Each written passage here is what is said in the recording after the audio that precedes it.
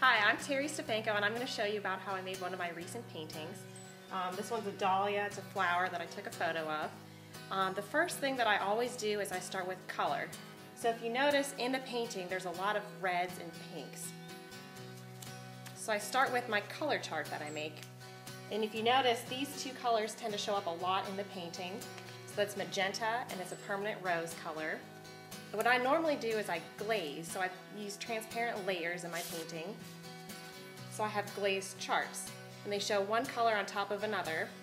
So as you can see, some of these colors really show up in the painting. You can see all the different colors that are at work here. There's yellows, there's greens, there's reds, but really what that is, it's about 15 layers of color over top of one another to get the final result instead of just one mixed layer. So again, the glazes are really what create the painting as opposed to just one layer of color.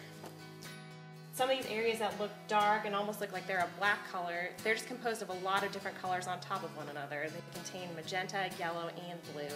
So even though it might not look like there's a blue or a magenta in there, I use all these colors when I create my painting. So when I start my painting, I start with a rough outline that I do in pencil, and to make sure it's very light because I'm going to go over top of it with lots of colors of paint.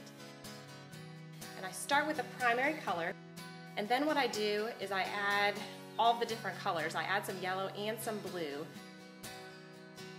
So right now I have all the colors at work, but it's very light because it's just a rough outline of what everything's going to look like.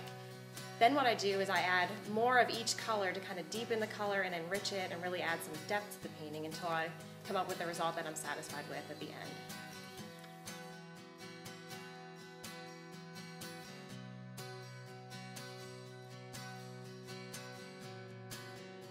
If you'd like to take a look at more of my work, you can go to my website, terristefanko.com, or you can find me on Facebook.